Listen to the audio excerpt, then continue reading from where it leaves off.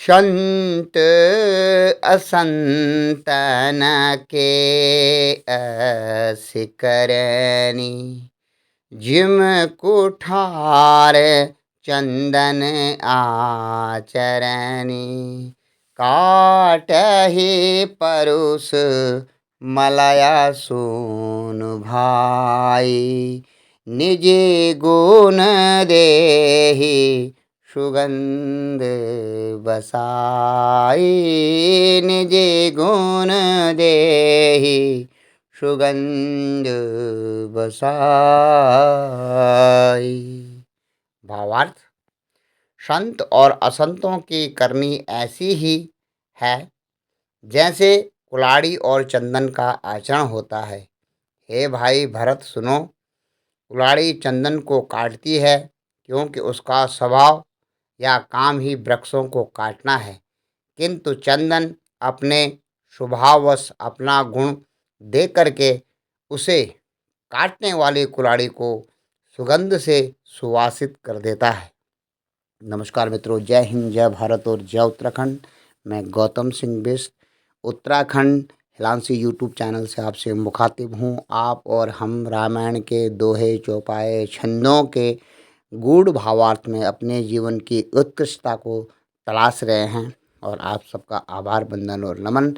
यह प्रसंग उस समय उत्तरकांड से लिया गया है जिस समय भगवान श्री राम अपने सभी भाइयों के साथ में बैठे रहते हैं और हनुमान जी भी वहाँ पर मौजूद होते हैं। उस समय भरत के मन में कुछ प्रश्न आते हैं कि संत और असंत के क्या गुण हैं।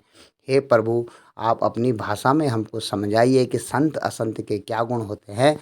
तो यहाँ पर प्रभु श्री रामचंद्र जी उनको समझाते हैं, संत असंतन के अस करणी जिम कुठार चंदन आचरणी। संत और असंत में इतना उनका स्वभाव ऐसा होता है कि जैसे कुल्हाड़ी और चंदन का होता है। कुल्हाड़ी अपने स्वभाव बस पेड़ों को काटना है, उसका काम है, वह चंदन को भी काटती है, लेकिन चंदन उस काटने को काटने वाली, अपना अहित करने वाली कुल्हाड़ी को भी सुगंध से सुवासित कर देता है। और आगे प्रभु श्री रामचंद्र जी कहते हैं कि ताते सुरसी सन चढ़त जग वल्लभ श्रीखंड अनल दाहि पीटत घनहि परुष बदन यह दंड। भावार्थ, इसी गुण के कारण चंदन देवताओं के सिरों पर चढ़ता है और जगत का प्रिय होता है, और कुल्हाड़ी के मुख को यह दंड मिलता है कि उसको आग में जलाकर फिर घन से पीटते हैं। नमस्कार मित्रों, जय हिंद, जय भारत और जय उत्तराखंड। यहाँ पर प्रभु श्री रामचंद्र जी दोनों के गुण के हिसाब से जिस प्रकार प्रकृति में उनका सम्मान किया जाता है, उनका अपमान किया जाता है, उनको दंड दिया जाता है, उस भाव को दर्शाते हैं। क्यों कि चंदन अपने को काटने वाले अर्थात अपने अहित करने वाले का भी भला करता है। इसी प्रकार जो साधु पुरुष होते हैं वह अपने अहित करने वाले को भी सुख पहुंचाते हैं। ताते सुर सी सन चढ़त जग बल्लभ श्रीखंड, इसलिए वह चंदन देवताओं के सिर पर चढ़ाया जाता है, देवताओं के सिर पर उससे तिलक लगाया जाता है और जगत में वह बड़ा सम्मान पाता है, उसको आदर दिया जाता है, उसके प्रति श्रद्धा रखी जाती है और जगत में वह प्रिय समझा जाता है।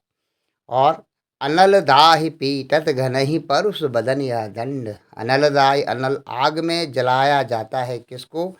जो कि दूसरे को अहित पहुंचाता है, उस कुल्हाड़ी को आग में जलाया जाता है और बाद में उसको घन से पीटा जाता है। यह कुल्हाड़ी को जब तेज करता है लोहार, तो उस समय का वर्णन बताते हैं कि जो कुल्हाड़ी दूसरे का अहित पहुंचाती है उसके मुंह को आग में जलाया जाता है और उसको घन से पीटा जाता है।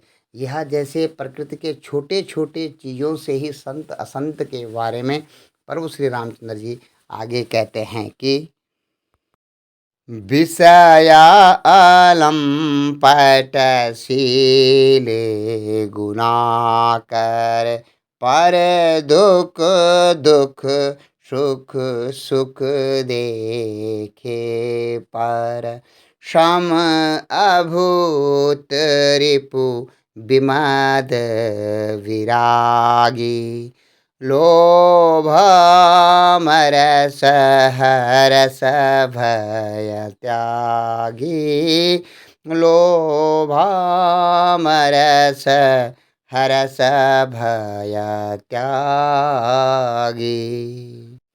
भावार्थ, संत विषयों में लिप्त नहीं होते हैं, शील और गुणों की खान होते हैं। उन्हें पराया दुख देखकर दुख और पराया सुख देखकर सुख होता है। वे सब में सर्वत्र सब समय समता रखते हैं। उनके मन में कोई उनका शत्रु नहीं है।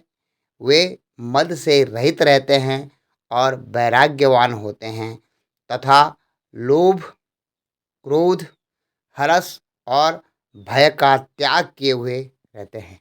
नमस्कार मित्रों, जय हिंद, जय भारत और जय उत्तराखंड।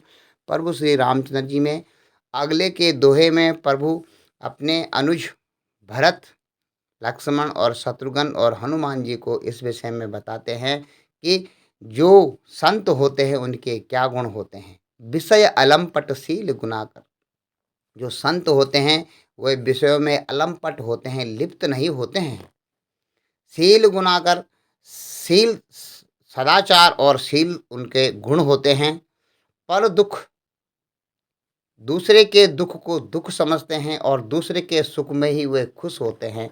लेकिन मित्रों, आजकल के समय में आप जानते हैं, देखते हैं, दूसरे के दुख में लोग हर्षित होते हैं तो वे सीधा समझ लें कि वे असंत हैं, वे दुष्ट लोग हैं। और जो दूसरे के सुख में सुखी होते हैं उनके जीवन में कभी सुख की कमी नहीं पड़ती है। और दूसरे के सुख को देखकर आप जानते हैं कि आजकल के ज़माने में लोगों के दिलों में सांप लौटने लगते हैं।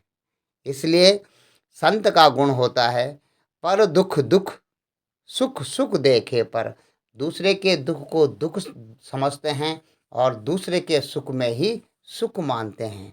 और इसी से आपके जीवन का जो पथ प्रदर्शक होता है, एक उत्तम पथ जिसे आप कह सकते हैं, तो अपने को पहचानने के लिए अगर आप दूसरे के सुख को देखकर जलते हैं तो समझ लीजिए आप असंत हैं। और दूसरे के सुख देख करके आप भी हर्षित होते हैं तो समझ लीजिए प्रभु श्री रामचंद्र जी के कहने के अनुसार आप संत पुरुष हैं। सम अभूत रिपु, उनका कोई शत्रु नहीं होता है और उनको किसी प्रकार का मद नहीं होता है और संसार से वैराग्य होता है। लोभ मरस हरस भय त्यागी, वे यहाँ पर कहते हैं कि जो ये चार शत्रु हैं, वैसे तो काम क्रोध लोभ मोह होता है, लेकिन लोभ, क्रोध, हर्ष और भय, लोभ, क्रोध, हर्ष और भय, इन सब का संत पुरुष त्याग किए होते हैं, इनका सब त्याग किए रहते हैं।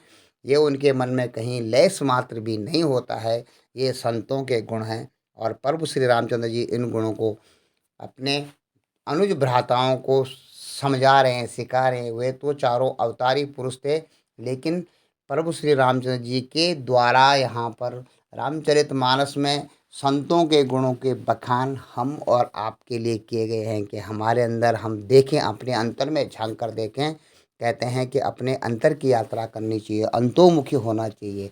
पहले अपने गुण देखने चाहिए, अपने अवगुण देखने चाहिए, तब आप अपने को सुधार सकते हैं। और जब आप खुद को सुधार लेंगे फिर जगत को आपको सुधारने की ज़रूरत नहीं पड़ेगी। जगत आपके गुणों को देखकर ही आपके अनुसार आचरण करने लगता है।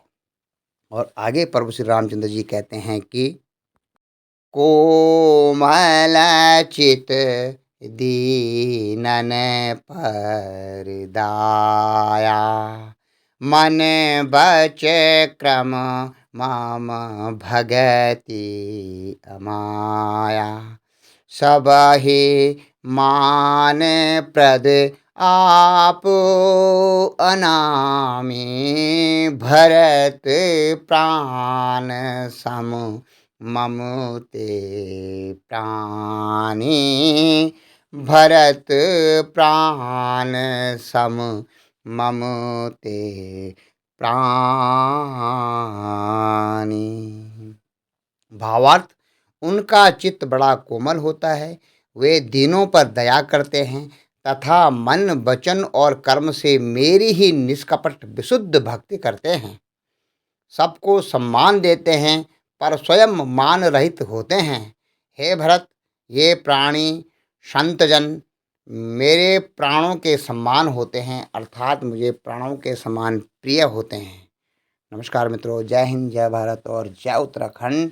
यहाँ पर प्रभु श्री रामचंद्र जी अंतिम जो उनका दोहा है, जो रामचरितमानस के संतों के गुण के लिए जो प्रभु श्री रामचंद्र जी ने कहा है, यह दोहा इसमें कहते हैं, कोमल चित दीनन पर दाया, मन बच क्रम मम भगति अमाया। कोमल चित्त होता है उनका, किसी को दुख नहीं देना चाहते हैं, सब में मेरा ही रूप देखते हैं और जैसा व्यवहार दूसरे के साथ करते हैं ये समझकर करते हैं कि वह अपने ही साथ ऐसा व्यवहार लोगों से चाहते हैं। तो वह कोमल चित होता है और दीनों पर दया करते हैं। दीन बंधु कृपाल भजबन कहते हैं। तो दीनों के बंधु होते हैं, वे दीनों पर दया करते हैं जो लोग, वे संत पुरुष होते हैं। मन बच क्रम मम भगति अमाया, और मन कर्म और वचन से मेरी अमाया निष्कपट भक्ति करते हैं। ऐसा नहीं कि मेरी भक्ति करते हों और बदले में मुझसे कुछ और चाहते हों। आप देखते हैं कि आप जब मंदिर में जाते हैं तो अपने जेब में सबसे छोटा नोट जो होता है, सबसे छोटा पैसा, सबसे छोटा रुपया जो होता है उसे तलाशते हैं कि कहीं जेब में कुछ सिक्के पड़े हों।